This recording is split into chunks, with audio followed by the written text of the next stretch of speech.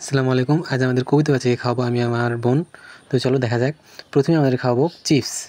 তো চিপসটা আমরা কেসি দিয়ে কেটে নেব। কেসি দিয়ে কেটে নিলাম, তারপর ওখান থেকে একটা বের করব।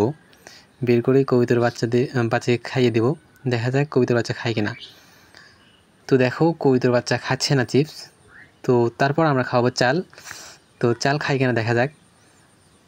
দেখতে পাচ্ছ চাল মুখে দিচ্ছি, না চালও খাচ্ছে না কবিতার বাচ্চা। তো এখন আমরা খাওয়াবো।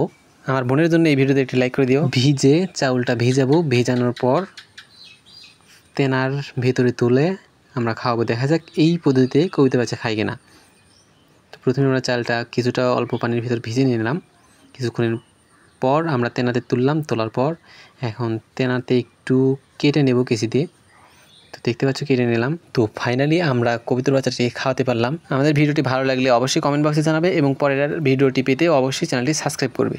Bye bye.